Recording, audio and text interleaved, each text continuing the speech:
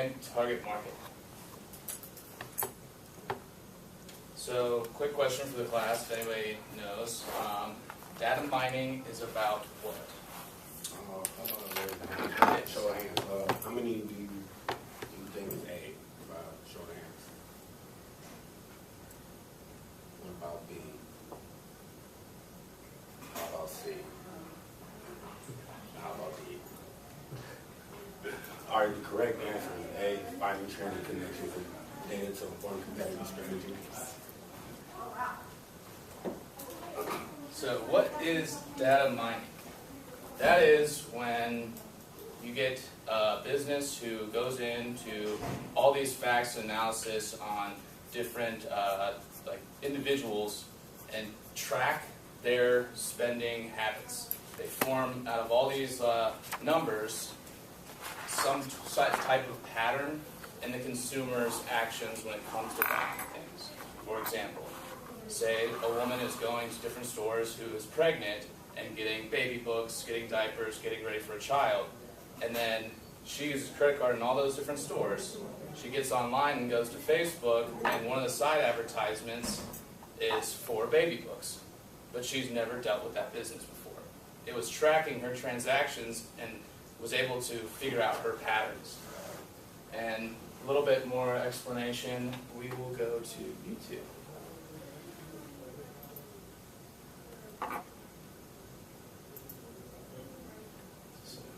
The concept of data mining is growing in popularity in the realm of commerce, business activities in general. But it's kind of a misconceived or misunderstood topic. And I want to give you an idea of what data mining is all about. Basically, we're in the information economy, and what you have is more and more data being generated in every aspect you can think of. Every time you swipe your grocery card, when you try to get a discount for buying whatever products, that's data being downloaded to a database. On most transactions you do, there is some sort of data download. Organizations are storing, processing, and analyzing data more than any time in history, and that trend is going to continue to grow.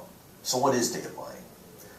Data mining is the incorporation of quantitative methods, we'll call them mathematical methods, that may include mathematical equations, algorithms. Some of your prominent methodologies are traditional logistic regression, neural networks, segmentation classification, clustering. Those are all methods that utilize mathematics. Data mining is applicable across industry sectors. Generally, wherever you have processes, wherever you have data, it is the application of these powerful mathematical techniques in incorporation with some statistical type of inference testing, they call it, that will extract trends and patterns. Now, I teach a course in NJIT, data mining for managers, and I go over this. The first half of the course, I give students a very good understanding of what data mining is, because to be honest, many people don't quite understand it. So it takes a full half a course to provide that understanding. What are these mathematical techniques? But just as important, the second half of the course, I say, now you understand these techniques, now let's use them in the business world. Let's apply it to advertising and marketing effectiveness. Let's apply it to e-commerce initiatives. Let's apply it to even healthcare processes, supply chain processes. There's just a number of businesses that can be mined with these techniques. Simply put, any organization that has data and has processes can be analyzed with data mining. And the results are extracting information, actionable information from these data resources that organizations can fine-tune their processes, increase productivity, and increase efficiency. So the data mining topic, this whole idea, the concept is going to grow in popularity. Why? Because data continues to grow. Think about social networking now. LinkedIn, Twitter, Facebook. What is it? It's more data. And it's data that describes people, what they do, what they like, who they are. When you're out buying or doing whatever as far as using services, just conducting your daily lives, more and more there's data gathering and data capturing. And it's just the way it is. We're in the information economy. The way to extract strategic information from that data, those data resources, is with data mining. Okay, so hopefully that gave you a little bit more detailed description of what data mining is. There are different opinions and views on data mining, some more negative than others. For instance, some people believe that businesses and the government are using this information, collecting information on all of us, and trying to spin it towards national security. Tapping into our phones. You guys heard of the NSA whole situation? People feeling like the government's invading their personal privacy and whatnot. That's kind of a type of data mining. They're trying to get all the information they can on you and in order to protect this country in case you are a bad person and whatnot. Other than that, there's also like positive, if you could think, well, just like a normal regular view, and you look at it as a math equation. It's just not anything here or there. And it's just to help businesses advertise and target that specific audience that they're trying to go for. That's what it's mainly used for. It's a process. It's not just one thing and there it is, data mining. So this, I feel, really kind of explains it and puts it into perspective. Get your data, you narrow that down, process data, where you go over it more and more, transform data to where you can finally get patterns out of it, and once those patterns come out, that's when you gain the knowledge. That's when the businesses gain the knowledge to know when and where to advertise what product. That's when the consumer might gain knowledge on a second. I've never dealt with this store ever in my life, but yet it's coming up with advertisements on my Facebook and my Twitter. That just puts it in a visual perspective. Here's an example of data mining. While I was doing research for this PowerPoint, I searched Timberland boots like earlier throughout the day, and then I ended up on Ford's. They ended up showing me an advertisement for the same boot I was looking at. So that's kind of like an example of what data mining is. The hottest trends. All right. What would you remember when the iPads came out, first introduced? All right, 2012. Like, can I hear like some of your responses on like, what do you feel? How do you feel about the iPad? Like when it came out? Anybody? I was excited You was excited. Why were you excited? because I figured it would be easier than carrying around a laptop. Has no longer battery life. Really didn't. I liked it because I didn't feel the need for a keyboard. So yeah, that's the sensation of the iPad. That was like a trend because it was something innovative, something different. And now, yeah, like you said, it was basically a laptop, but without the keyboard. How many of you guys go Black Friday shopping? All right, data mining. See, the companies and businesses, they use data mining to see what is the most searched product and what do consumers want, how much of it do they want, and they use that in Black Friday shopping. So, you know, TVs that go for $300, usually $600. A lot of people will go out and buy those big TVs because of the data mining process. In 2013, you have the social network, social media. It is becoming smarter. Like, how many of you guys use Twitter, Facebook, Instagram? It's becoming crazy. Like, with Instagram, you know that's a photography app or whatever. 2014, we have the iPhone 6 and the iPhone 6 Plus. Instagram is a popular photography program. So what Apple did was make a better phone, well, a new phone with a better camera. So people are more inclined to get the new iPhone because of Instagram. You see the connection? Because of the photography app, oh, maybe they had the iPhone 4 and the camera wasn't as good of a quality as the iPhone 6, so people will make that change into getting the iPhone 6.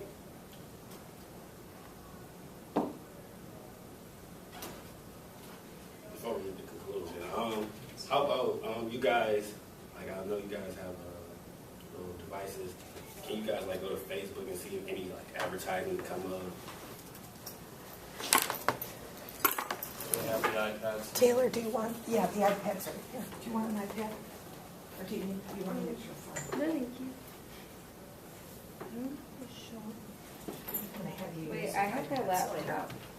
You have a laptop? Okay. And it's not just Facebook and Twitter. If you ever notice on Netflix, it'll follow what you're looking at, and it'll recommend like episodes or TV shows that you have previously watched. Not only that, but it knows you like to sit on your couch and watch like dramas every Saturday night. But then when it comes to a Monday afternoon, you're more into a comedy movie.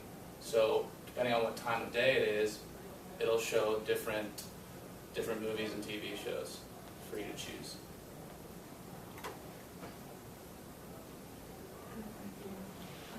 I have one for monogrammed frockets. Rockets? Frockets, it's like a t-shirt with a little pocket. Oh, Have you ever searched that product before? I probably have at some point in my life. a frocket? Front pocket. Front Yeah, pocket like a front t-shirt. pocket, yeah. Oh my I don't know if God. it's monogram, yeah. Ah. Probably searched up the monogram I have thing before. business Looking cards. for, like, I little was looking at stuff. business Say a lot of cards, sorority like stuff. designs on Pinterest. So I see a lot of my like Pinterest searches come up from there. So that's something. Who else uses Pinterest? Okay, guys? Good No. for finding teaching ideas. It is. It is. There are lots of ideas for teaching on Pinterest. We don't need it. Yeah, right. Talk to me in a couple of years. So just a quick question: how do you guys feel about that whatever you search is coming up on different websites? Like, how do you feel about that? Do you feel like that's an invasion of privacy? How do you guys feel?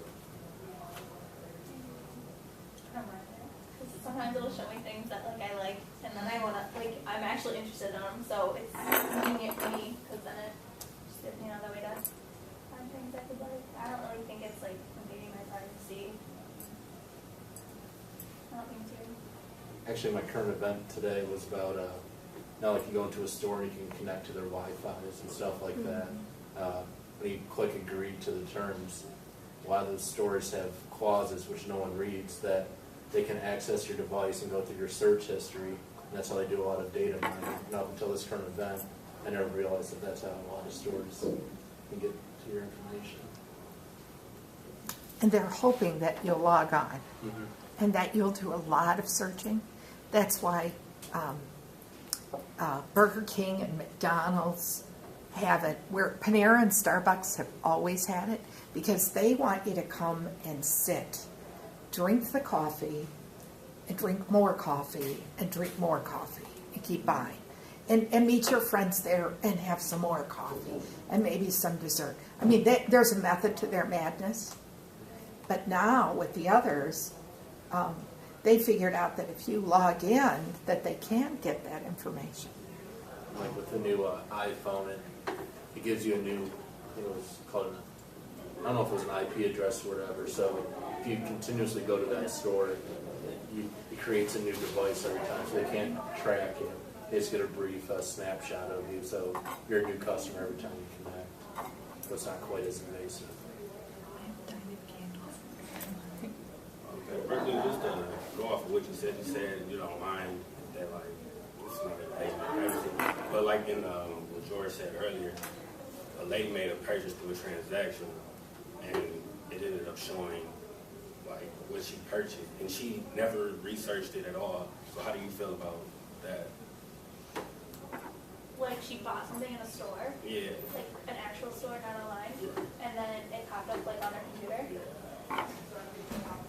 I don't know, maybe I'm just used to it, so I don't know, like it's always kind of been like that, I guess. So maybe if I like thought about it more, it gets weird, but just like right away, I don't find it super weird. I guess I'm used to it. So. Any other thoughts or opinions on that? I was really worried when I learned about NSA. I was really worried.